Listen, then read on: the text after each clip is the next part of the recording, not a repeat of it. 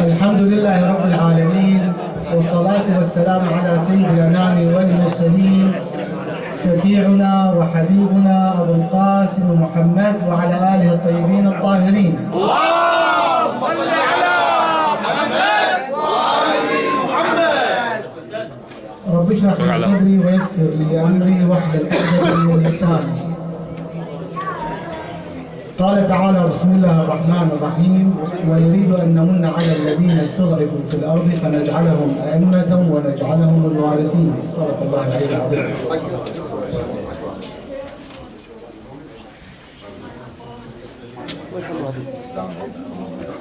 Dear brothers and sisters, السلام عليكم ورحمة الله وبركاته.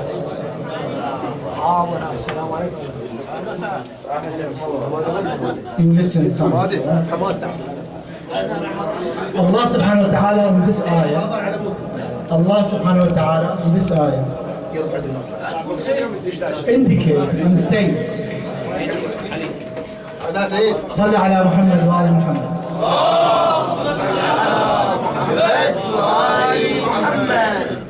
Dear brothers and sisters, I'm trying to tonight to really draw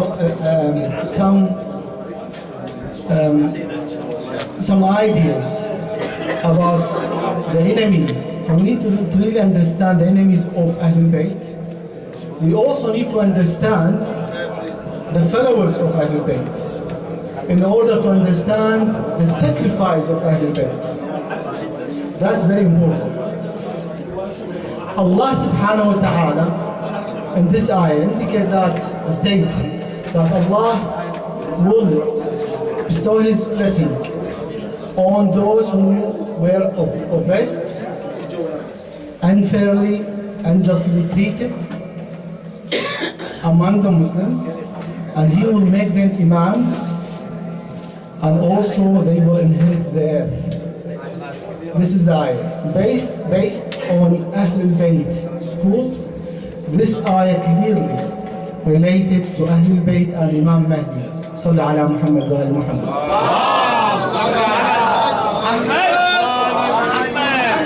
So in order to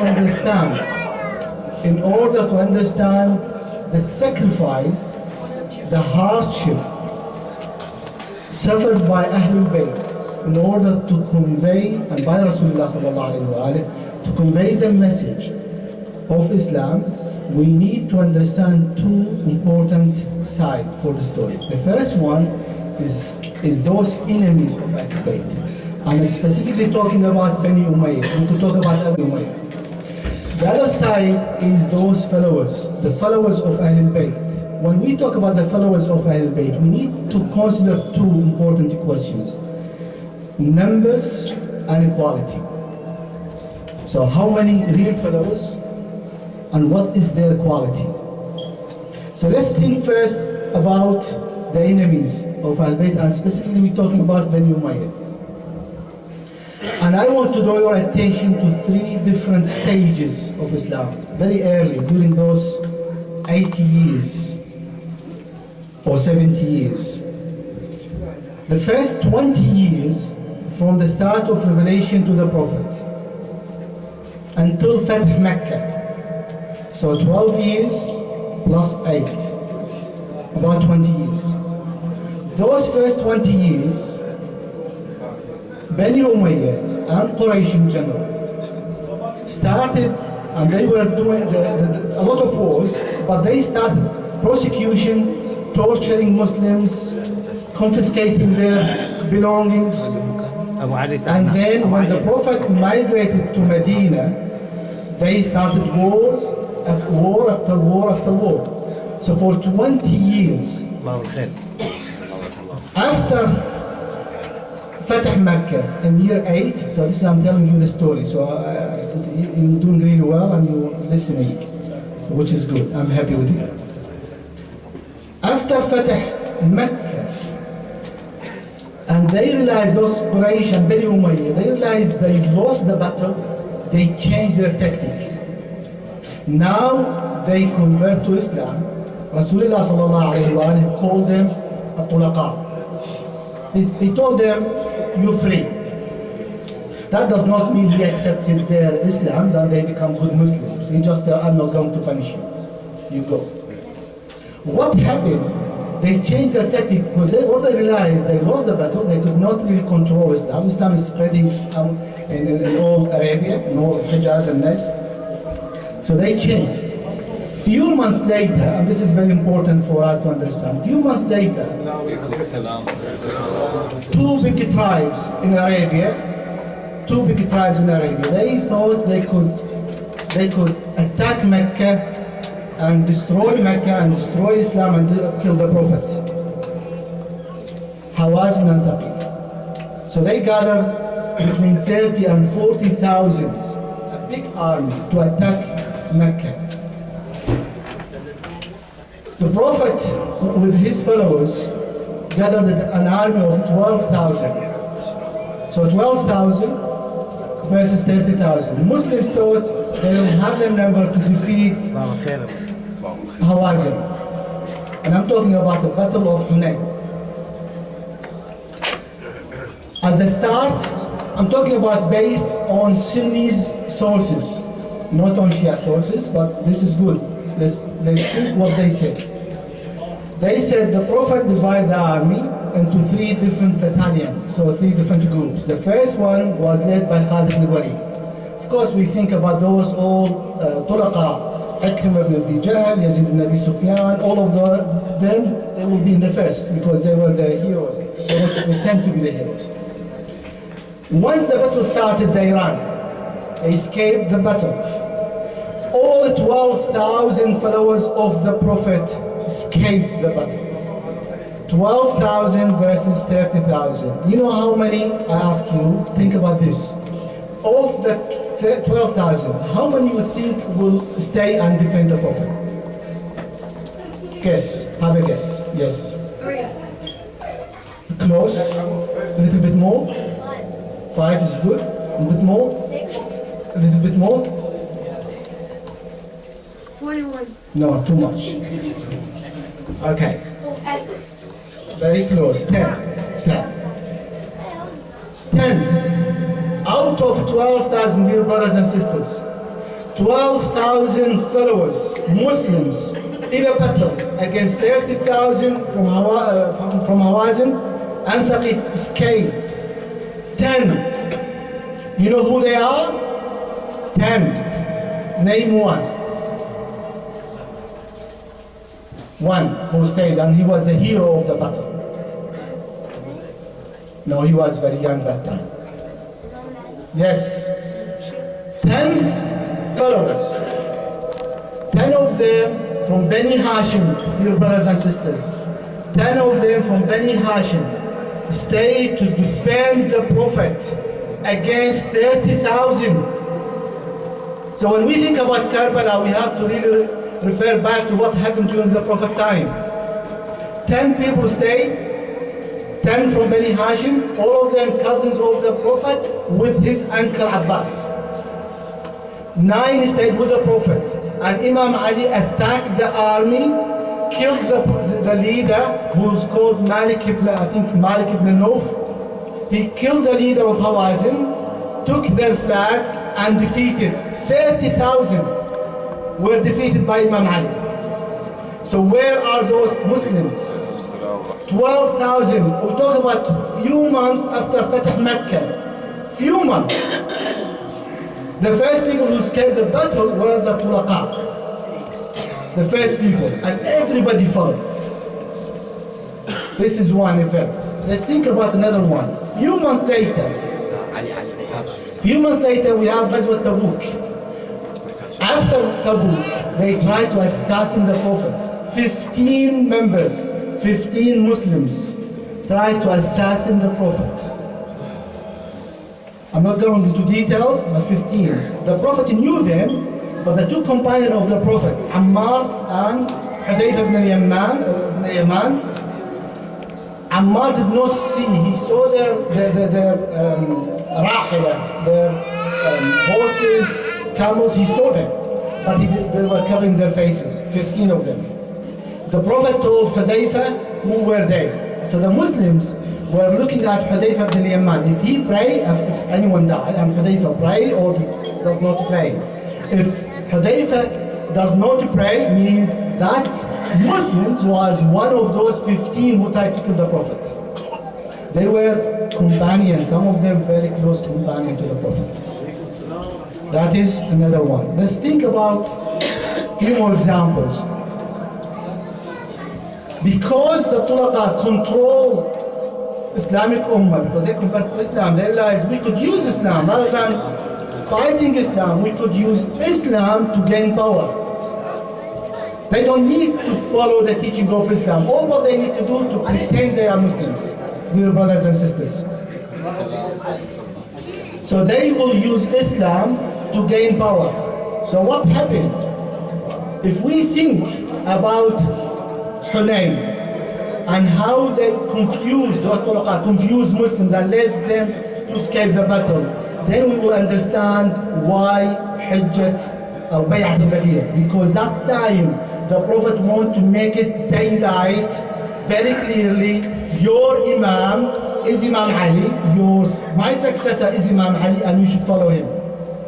So there is no room for those Tulaqa to change and derail Islam. This is very important to understand. Then let's think what happened after the death of the Prophet. The only Muslim who defended Imam Ali is Sayyid al-Zahra. And so Imam Ali was forced to stay at home. He contributed to Islamic Ummah, but very minimal. Only one is needed to maintain Islamic teaching and to protect Islamic values, even if it's only in its appearance, more than practiced by those leaders. Then comes when after the death and the killing of the third Khalifa, Uthman, Muslims turned to Imam Ali. What happened that time? Bani Umayyah and the Tulaqa lost control because they were controlling, and suddenly those Muslims who are not from Bani Umayyah turned to Imam Ali to be leader. They didn't like it. So what happened, dear brothers and sisters? Then they start making problem to Imam Ali, a war after war. And then we end up with the assassination of Imam Ali. But when we think about it, we always say Abdul Rahman ibn Muljim alayhi la'na. But we don't mention Muawiyah and his role. We always tell this story, and that is the story in Sunni sources. Two people from Khawarij, one planned to assassin Imam Ali, the other one planned to assassin Muawiyah, and the one who tried to assassin Muawiyah didn't do it. This is a good story. They tried to really present Muawiyah as a worthy Muslim, that the Khawarij were against him. Muawiyah that time has a hand in every wrongdoing in Islam. And that was very clear in his battle against Imam Hassan, because Amr ibn al-As told him, don't fight Imam Hassan, because if Imam Hassan win, you're A. If you kill Imam Hassan, then you're Umayyah's A. And he said, what should I do? He said, use politics and tricks. But no battle. You either capture him, and then we change the event, or you call for peace. You have no other options. No war. This is the advice from Amr ibn al-As to Muawiyah, don't go into war. And Imam Hassan alayhi salam knew his followers, not followers I should say, leaders of Kufa, they had deal with Muawiyah, that they will capture Imam Hassan and hand him over to Muawiyah. And then Muawiyah will say, you go, you are from the Tulaqa, because I will let you go, one by one. After Makkah, Muawiyah became from Tulaqa, Muawiyah now wanted to go to Imam Hassan. Imam Hassan, because his ilm is ladunni, what he did, and this is important so we can start talking about companions. I now have limited time, but I could hopefully cover some aspect of it. Imam Hassan put the first battalion, the first army, led by his cousin Ubaidullah ibn Abbas. Ubaidullah ibn Abbas betrayed Imam Hassan. So that was a clear illustration to us that Imam Hassan in his sulh at that time had no real followers, no people who appreciate his as Imam. They don't want to fight with him against Muawiyah. They don't care about it. They think Muawiyah is a good Muslim. Or they don't care. Or one is a leader, the other one we don't need to worry about either of them. That's the real scenario. When we think about what happened that time, we will understand why Imam Hassan did not fight and then why Imam Hussein decided to go into war. Imam Hassan did not call for war. He just rejected Yazid. So let's think about Bani Umayyah. The first group were clearly against Imam Rasulullah fighting. The second group, the second generation, converted to Islam. They want to use Islam to control and to gain power and wealth. The third generation, who are Yazid, they openly not Muslims. And we all heard Yazid, and he openly said there was no prophet, there was no revelation, it was a game of power. They were not practicing Islam, they were not Muslims. Then if we think about those ones, let's think about the followers. In Hunayn, 10 people stayed with Rasulullah, not with Imam Ali, with Rasulullah, 10 people only. With Imam Ali, after the death of the Prophet, 5, only Sayyid al-Zahra could defend him. With Imam Hassan, his cousin betrayed him. Then what do you think? Imam Hussein could gather 70. That is a big number. 70 real followers who were willing to sacrifice themselves, and the only way to Imam Hussein to expose Bani Umayyah and to regain the light of Islam in our heart and make Islam reach us is to sacrifice himself and his family. And I can tell you this, and I think my time is almost over. Abu Muslim Khurasani came to Imam Sadiq. He pledged allegiance to Imam Sadiq and he wanted him to uprise so he become a Khalifa. Imam Sadiq told him, Abu Muslim Khurasani told Imam Sadiq that we have 100,000 swords in Khurasan to support you. Imam Sadiq told him, if I have 313, I will rise. Because at that time, I cannot sit. This is basically what he said. He said, Imam Sadiq, إذا بلغ العدد أتباع إذا عندي 313 وجب علي القيام. هذا قول الإمام الصادق. If I have 313 followers, I should rise. Then think about Imam Mahdi, 313. Dear brothers and sisters, when we think about Imam Hussein, openly people writing and pledging allegiance to Imam Hussein, and everyone betrayed him. Even Al-Kufa, sometimes we say they were in prison, but they were there when Muslims was there. They were in Kufa. They betrayed Muslims and let him being killed by Ubaydullah bin Ziyad. They were not ready to go into war. Only 70 members, 72 real followers who were ready to go to war with Imam Hussein. Think about it. In our time, we don't see our Imam. He's Zaman al-Ghaiba. Now, we cannot pretend to be followers of Imam Mahdi, dear brothers and sisters. We cannot pretend.